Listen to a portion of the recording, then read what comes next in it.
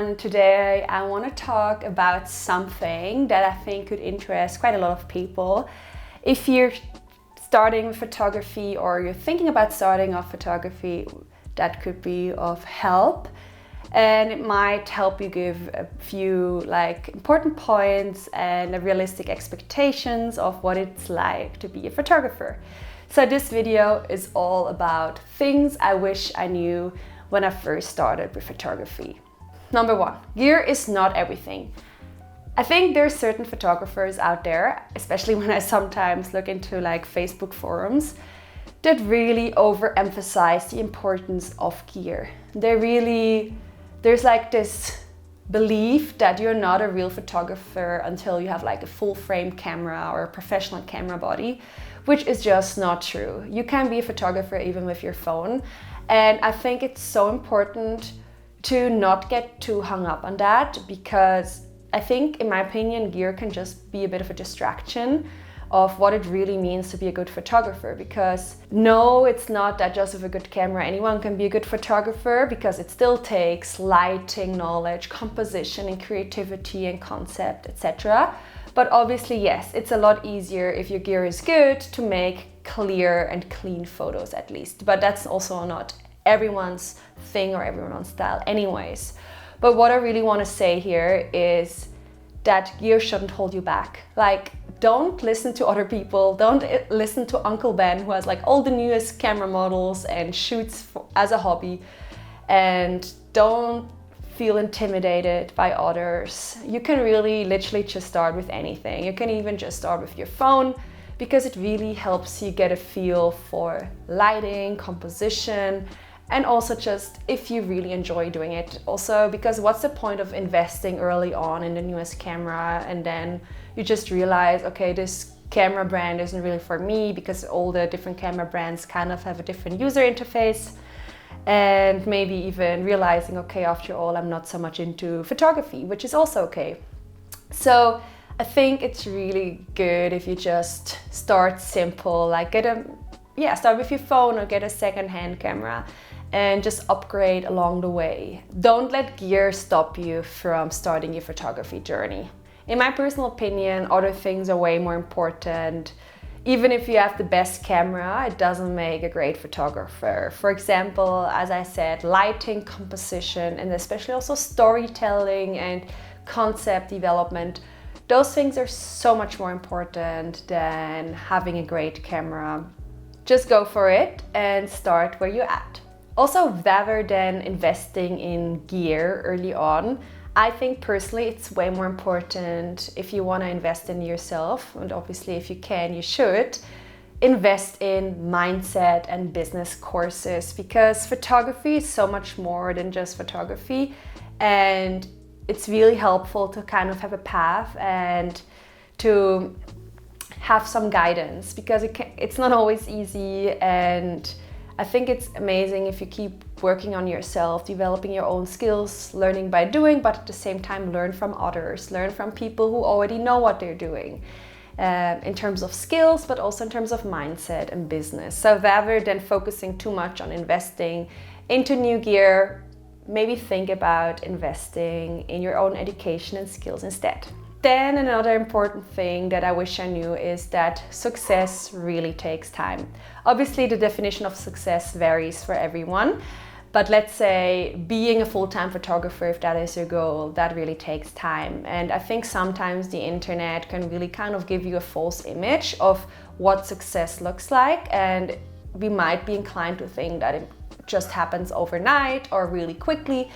Yes, in certain instances that might be the case. For example, I don't know, if an image goes viral, or if someone is at the right place at the right time and stumbles across or encounters a great opportunity. But generally, success takes time, and you really have to be in it for the long run, because otherwise you can feel easily frustrated. And it's really about not giving up and just keep going. Even, oh my God, on my own journey, I don't know how many times I felt like stopping and still feel like stopping sometimes, because it just feels like such a long journey, but it's definitely worth it. So if you're really determined to make this your full-time profession, stick with it and be patient, stay active, stay determined. You got this. Then another point is that photography sometimes can be really isolating, which is, I know, weird, because often, especially if you're a portrait or event photographer, you're really out there with other people, interacting with other people. But let's be real, shooting is about, I would say, maybe 20 to 30%, maybe let's say 30% of the time, and 70% is just editing. So it takes about double the amount of time you spend editing to the amount of time you spend shooting.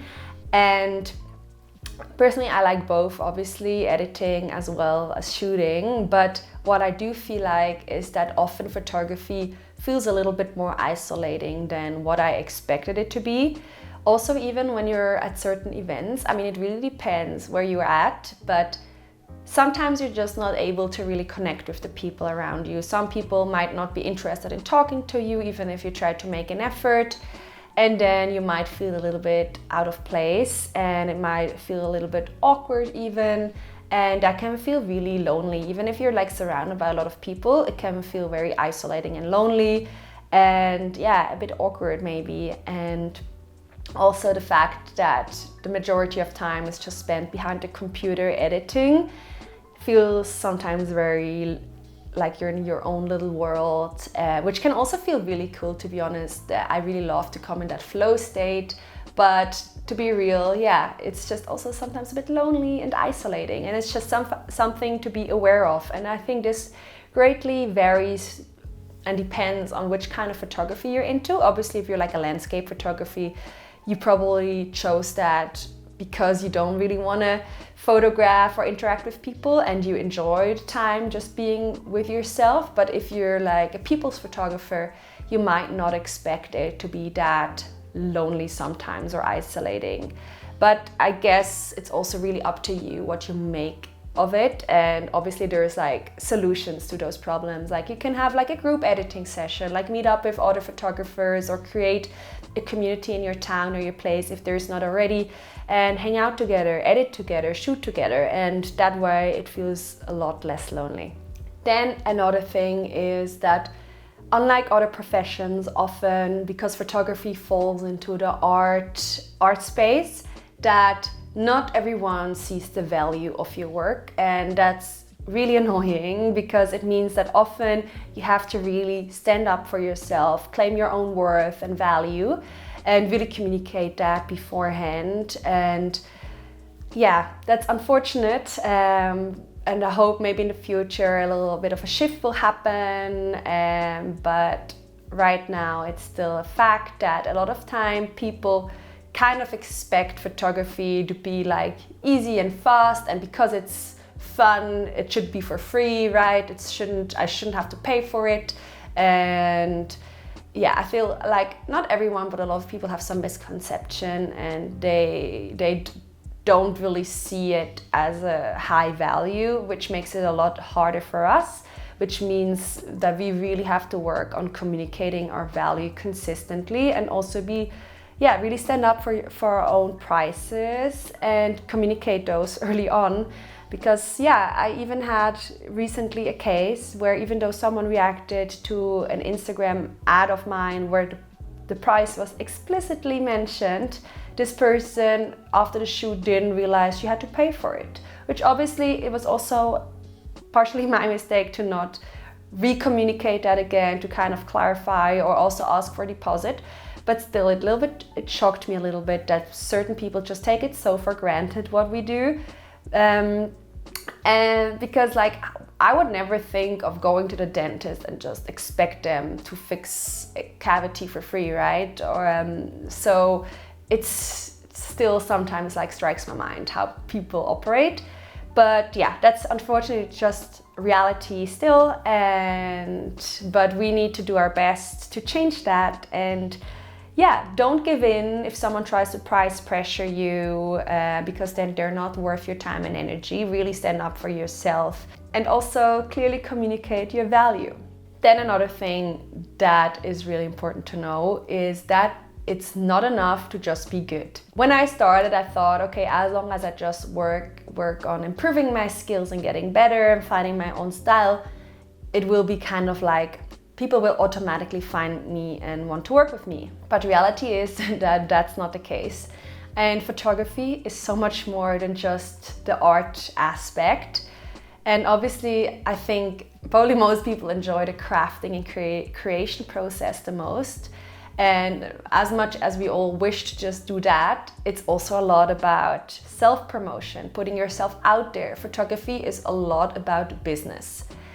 And if you neglect that part of photography, it's going to be really hard to go somewhere, because the photography market is just really dense. More people are picking up cameras. There's more and more, let's say, competition, even though I don't like the word competition because I feel like there's always enough space for everyone.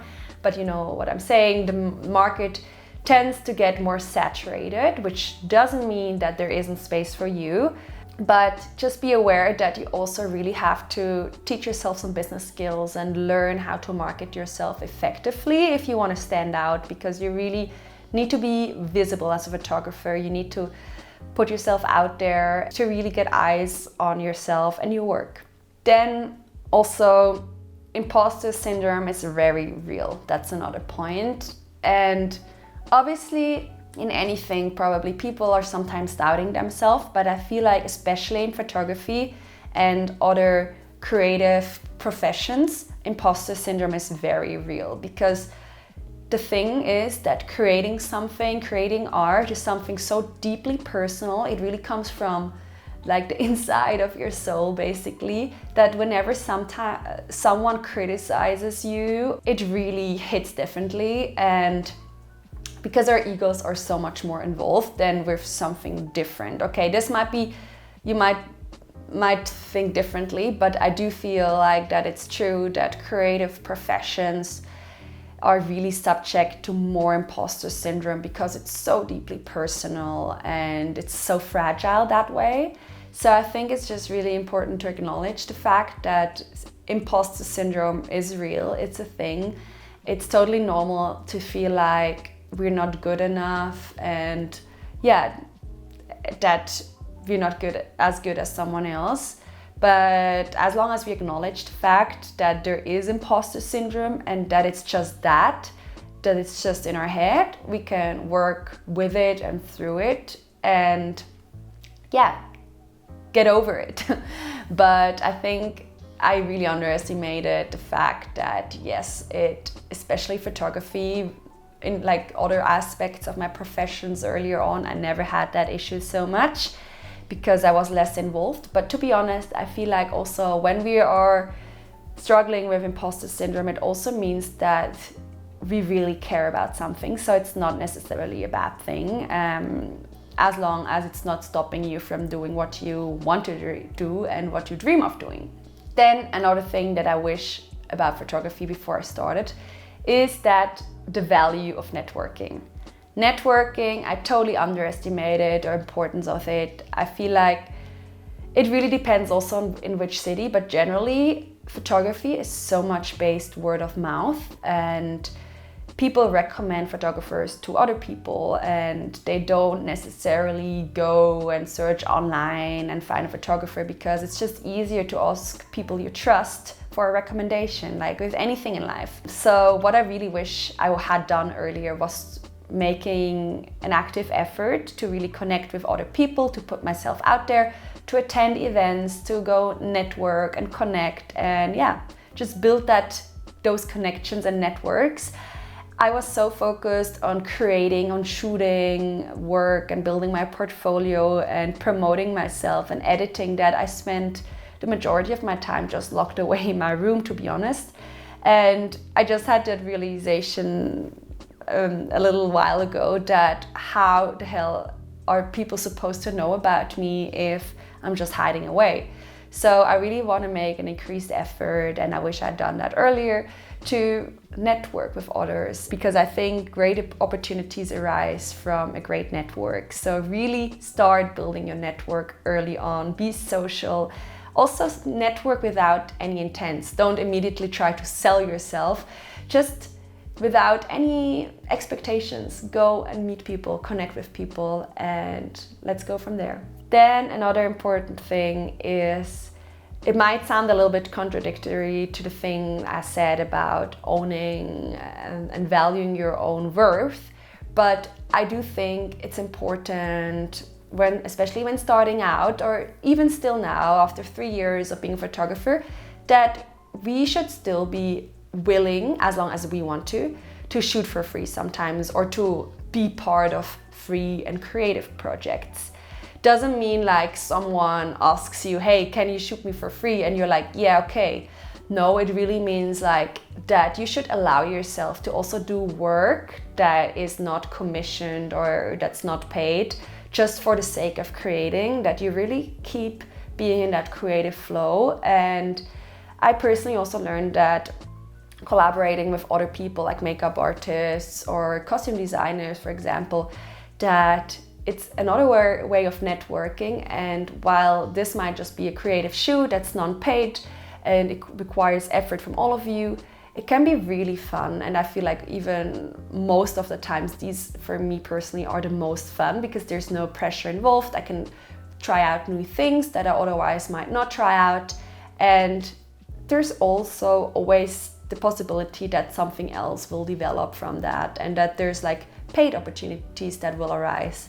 So I think it's really important, even though, yes, know your own worth and own value and obviously charge for your work, that you still should remain open to engage in creative projects for free, for the sake of building your portfolio or with collaborating with other people. Another thing I wish I knew before I started was be careful with over-delivering and over-promising. I always wanted to really stun my clients by going the extra mile and putting in an extreme amount of effort. And while yes, I definitely agree that it's important to serve your clients well and to do a little bit more maybe than you communicated, well, definitely don't do less, but it can also backfire, because if you deliver 100 photos instead of 30, it also kind of decreases your value of your work a little bit. Even though it might be fun for the client, they might be thinking, okay, wow, well then it's not worth as much, and they might not be as appreciative. I know that sounds a bit weird, but it also can happen that people then start taking things for granted and expecting things.